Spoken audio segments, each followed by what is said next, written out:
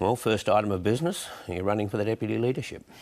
Barrie, I have spent the last 3 or 4 days having incredible conversations with my colleagues about whether this is a position that I might be able to take on. They've been in every regard respectful, they've been honest.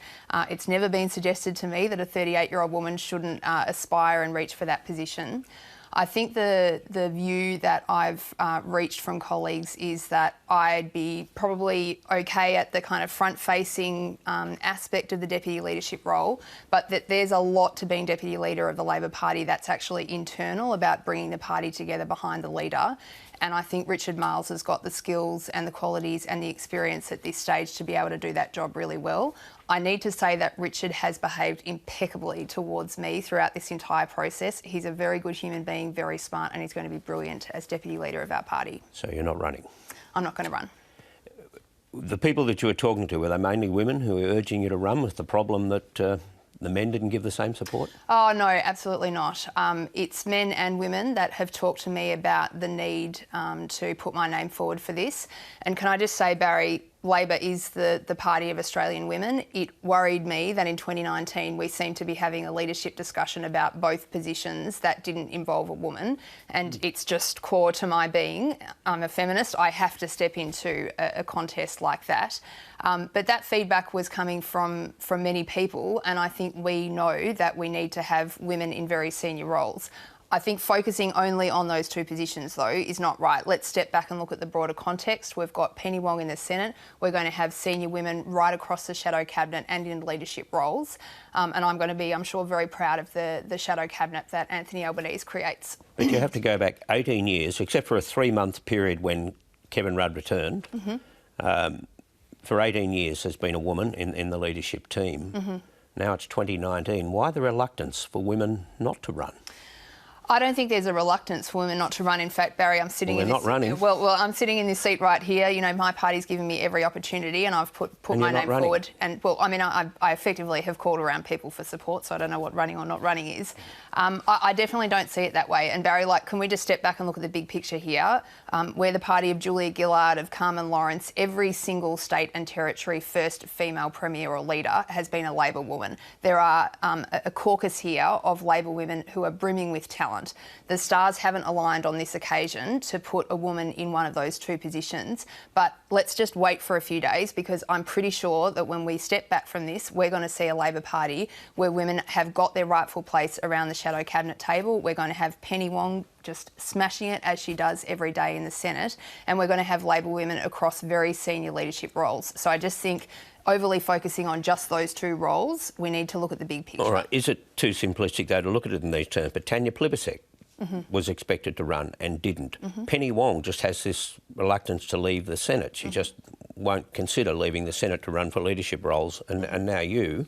What is it? What's happening? Why are people so reluctant? Yeah, I don't think that's the right focus, Barrie. Like, think about this. We have got powerful women all through our party. Why then, for example, did Tanya Plibersek not run in your mind? Well, I think Tanya's got really good reasons that she's expressed. It's not that Tanya Plibersek's disappearing from politics. She's going to be in there fighting the fight for Australian women every single day. But it's important, Barrie, you know, you're pushing me on this and that's fair enough. But remember that on the other side of the chamber, we've got the Liberals with 4 men in their 4 leadership positions, and they need to be held accountable for that. We've got a parliament where my party has almost 50% of our caucus female. They're on 22%, Barrie. That is unacceptable.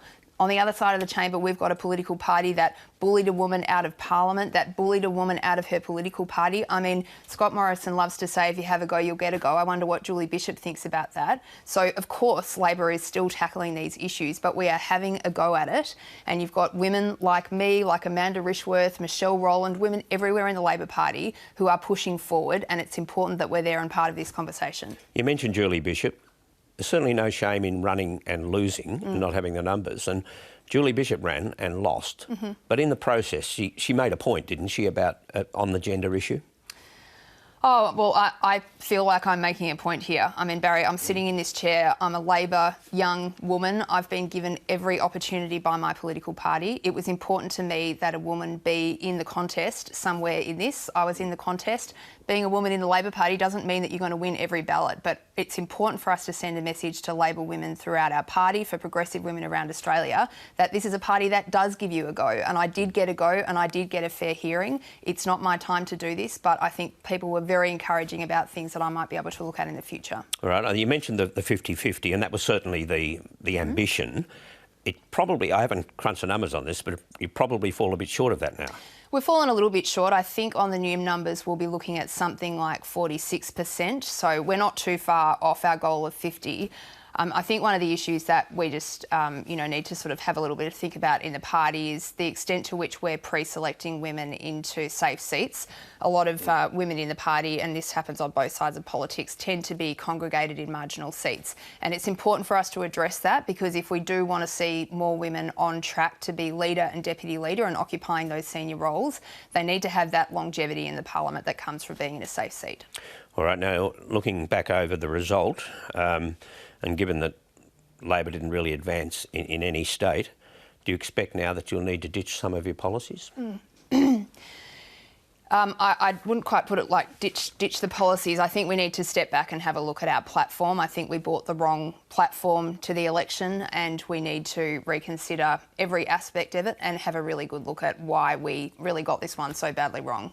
Ditch the platform. That includes your policies. Yeah. Well, I mean, if you choose your own language, but it's going to be important for us to listen to people, to understand why we read this wrong, and to redesign a policy platform that's going to be more targeted at the people that we need to vote Labor. Barrie, I think, when we're thinking about what went wrong, we took a big, unwieldy, risky policy agenda to the election, and it was hard to explain, and it was hard to defend, and very easy to weaponise. Now, a lot of those policies were important. They were important reform opportunities. But I think we just need to think a little bit about going back to basics and thinking about the fact that we're not targeting voters who watch Insiders every week and Q&A every Monday night. We're actually targeting ordinary Australians who think about politics when they really need to. How are we going to design an agenda for change that's befitting of a future Labor government that we can easily explain to those people? So you're suggesting by that negative gearing, the franking credits changes, capital gains tax shouldn't be there next time around? I think that we need to have a serious think about how many difficult things we can take on at once, especially from opposition. I went down to Bass, where we lost that seat, big swing against Labor, lost a brilliant marginal seat MP, and talked to a Labor volunteer who's been volunteering for 60 years. And she said to me, Claire, we're knocking on their doors, we're talking to them about what we want to do, and the problem is they just don't believe us. We have a highly disillusioned electorate out there, and I think that Labor needs to think about how we can tackle the very practical things that are affecting people's lives in a way that's tangible and easy to understand. People out there are feeling vulnerable. Their living standards are going backwards. Their wages are not going up. That's all happened under a coalition government. And I think we need to be focusing on that and how we are going to help people with some of those practical problems in their lives. That's what Labor stands for. Right. So it wasn't just that the issues were too complex. It was too crowded. I think it was much too crowded. Absolutely. I mean, what I think the public doesn't always see about politics is that you can do a 15-minute political interview where you talk about the importance of growth for 14 minutes and then talk about negative gearing for 30 seconds. But if the story of the day is negative gearing, then that's what the public see and hear. So I think we need to think about how we're going to connect this back to our core message, which is that every Australian deserves the right to a job, job security. If you're working in this country, you shouldn't be living in poverty. These sort of fundamental things about being Labor. And I think we need to bring our election platform much more back to those core issues. You accept, though, with franking credits that something has to give at some stage, because it is a policy with a cost that's growing exponentially. Mm-hmm. It's 6 billion now, it might be 8 billion shortly, and then much bigger than that further down the track. Yeah. Well, the Coalition's just announced a review into retirement incomes and superannuation, and I'd be, staggered if that was left out of the mix. So we'll see what comes out of that. What is the mood within the Labor Party now? Because when you look back over the last 26 years, only once since Paul Keating has Labor won a majority of seats, and that was in 2007. The primary vote's sitting around 33%. Kevin Rudd got it up to 42, briefly, but that's nowhere near good enough. What's the mood? Yeah. I think it's important to acknowledge in this conversation that the bar for Labor to get elected to government is always going to be far higher than the Coalition. You saw it in the last election because we stand for changing society and redistributing power. And that offends some people who hold power. And they come out and, in a coordinated way, try to stop Labor getting government. And you will never see a better example of that than in the 2019 election. Now, I take full responsibility for what happened because we know they're coming at us. That's fine. We have to understand and we have to be better than the Liberals in order to win government. I mean, look at what just happened. We got the Liberals, you know, we lost that election and now we've got a Liberal government in place with no agenda. They have literally no agenda. Maybe some tax cuts, that's it. I mean, what are they going to do for 3 years? That's all you have to do to be a Liberal government. Labor has to make a good argument, a compelling case to people that's so compelling that we come over the top of all of the vested interests that will try to stop us from getting government. And that is what we are pushing to do to 2022. Some have made the observation that a right-wing candidate took the party to the left, and now you've got a left-winger who has to take the party back to the right. It gets a bit confusing.